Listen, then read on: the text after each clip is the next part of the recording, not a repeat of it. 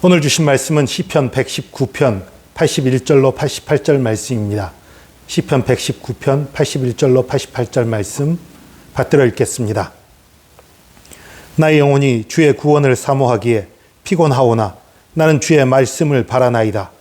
나의 말이 주께서 언제나 나를 안위하실까 하면서 내 눈이 주의 말씀을 바라기에 피곤하니이다. 내가 연기 속에 가죽부대같이 되었으나 주의 율례들을 잊지 아니하나이다. 주의 종의 날이 얼마나 되나이까? 나를 핍박하는 자들을 주께서 언제나 심판하시리이까? 주의 법을 따르지 아니하는 교만한 자들이 나를 해하려고 웅덩이를 팠나이다. 주의 모든 계명들은 신실하니이다. 그들이 이유 없이 나를 핍박하오니 나를 도우소서. 그들이 나를 세상에서 거의 멸하였으나 나는 주의 법도들을 버리지 아니하였사오니 주의 인자하심을 따라 나를 살아나게 하소서. 그리하시면 주의 입의 교훈들을 내가 지키리이다. 아멘. 나의 영혼이 주의 구원을 사모하기에 피곤하오나 말라간다, 쇠퇴해간다 이런 의미의 뜻이에요. 근데 주님의 구원을 사모하는데 왜 피곤합니까? 지금 주님의 구원을 바라본다는 게 내가 나중에 천국 갈 걸 바라봅니다 이런 게 아니라 지금 고난당하고 있는 거예요. 지금 아픔을 겪고 있는 거예요. 지금 환난을 만난 거예요.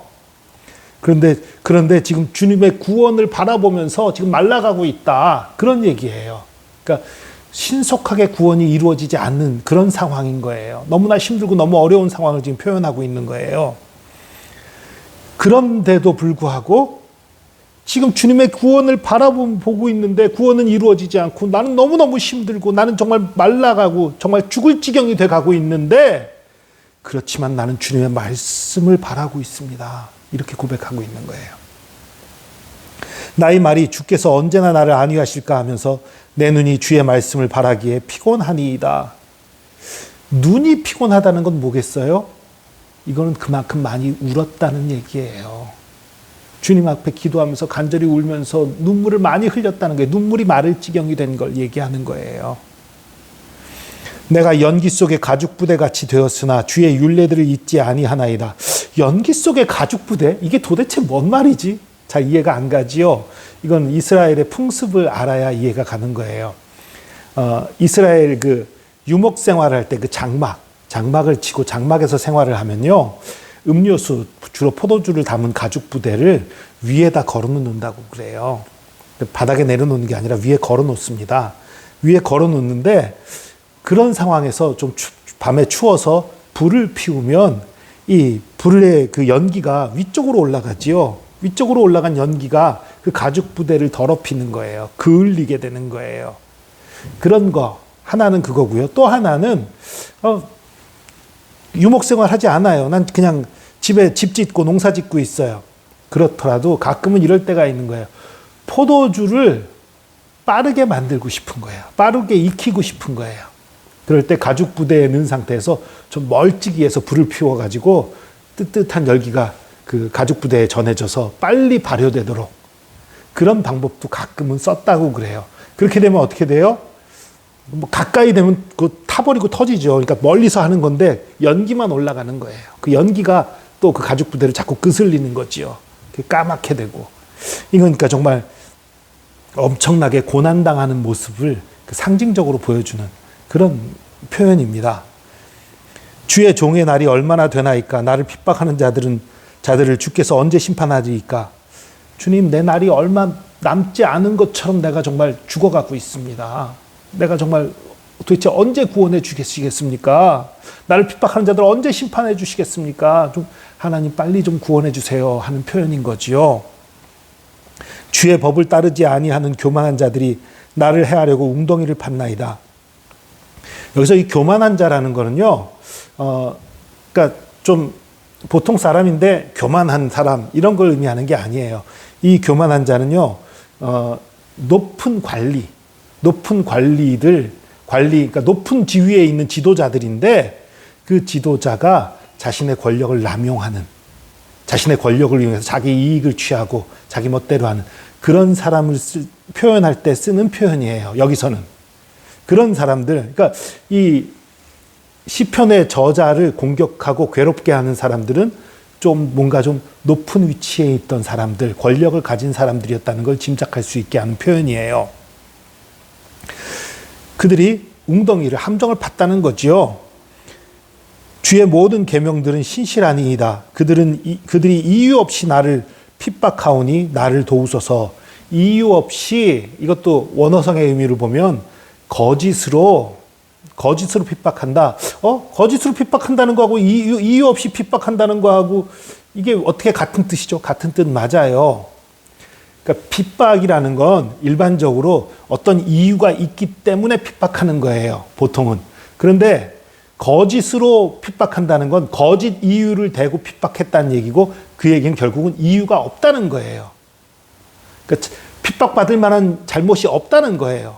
핍박받을 만한 잘못이 없는데도 핍박하고 있다는 그런 얘기입니다. 그래서 여기 이런 표현이 쓰인 거예요. 그들이 나를 세상에서 거의 멸하였으나 그 전에 86절. 그들이 이유 없이 나를 핍박하오니 나를 도우소서. 이 나를 도우소서라는 표현이요. 그냥 우리말로는 그냥 나를 도우소서 그냥 이런 표현으로 보이지만요. 원어상의 표현으로는요. 주로 고아들이 쓰는 표현이랍니다. 나를 도우소서 이거는 고아들이 주로 쓰는 표현이래요. 일반인들이 쓰는 표현이 아니랍니다. 그러면 이 시편의 저자는 고아구나. 아니요. 지금 장성한 사람이 시를 쓰고 있는데 고아고 뭐고 따질 게 뭐가 있어요. 어른 입장에서는 고아고 뭐고 따질 필요도 없지요. 그러니까 어쩌면 실제로 고아였을지도 모르겠지만 여기서 표현하고자 하는 건 뭐예요? 고아와 같이 그 나를 구원하소서 표현하는 건 이 시편의 저자를 도울 사람이 옆에 없는 거예요. 친구가 없는 거예요. 아주 외로운 상황인 거예요. 아주 고독한 상황인 거예요. 그것을 표현해 주는 거예요. 그들이 나를 세상에서 거의 멸하였으나 나는 주의 법도를 버리지 아니하였사오니. 정말 큰 고난, 큰 아픔을 당하지만 그래도 나는 말씀을 지키고 그래도 말씀을 따르고 있다는 거예요. 주의 인자하심을 따라 나를 살아나게 하소서. 그리하시면 주의 입의 교훈들을 내가 지키리이다. 그럼 주의 입의 교훈들을 내가 안 지키고 있다는 얘기인가? 지금? 그런 얘기가 아니에요. 여러분, 고난 가운데, 아픔 가운데 있으면 주님께서 명하신 것들 중에 지킬 수 없는 것들도 때로 있지요. 주님의 전에 나가서 제사 드리는 거 하기가 쉽지 않아요. 그리고 뭔가 바치고 드리는 거 하기가 쉽지 않아요. 이 교훈을 지키겠다는 건 주님께서 내게 명하셨던 모든 것들, 내가 해야 될 11조를 비롯해서 제사를 비롯해서 모든 하나님을 섬기는 것들을 다 하겠다는 거예요. 내가 이 고난에서 벗어날 때에 할 수 있는 모든 것을 다해 하나님께 충성하고 영광 돌리겠다. 그런 표현인 거예요. 예, 여러분, 오늘 말씀에서 어떤 것들이 보입니까? 이 시편의 저자는 엄청난 고난 가운데, 엄청난 환난 가운데 너무나 외롭고 너무나 힘들고 많은 적들이 있는 그런 상황이지요. 죽음을 앞둔 것 같은 상황이지요. 그런 상황에서도 하나님의 말씀만을 찾고 있어요. 하나님의 은혜만을 구하고 있어요. 여러분, 많은 사람들이 어려움이 닥쳤을 때에, 환난이 닥쳤을 때에 어디서 구원을 찾습니까? 사람들에게서 구원을 찾아요. 물질에서 구원을 찾아요. 도울 사람이 없는가 찾아요. 도울 사람이 없는가 살펴요. 그런데 이 사람은 그렇지 않아요. 이 시편의 저자는 하나님을 바라보고 있는 거예요. 여러분, 구원은 하나님께로 말미암습니다. 구원은 예수 그리스도로 말미암습니다. 천국 가는 구원이 당연히 그렇죠. 아니요. 천국 가는 그 구원뿐만 아니라 이 땅에서의 모든 환난과 고통, 고난, 그것으로부터의 구원도, 모든 억눌림, 모든 묶여있는 것으로부터의 구원도 예수 그리스도로 말미암습니다. 우리 하나님으로 말미암습니다.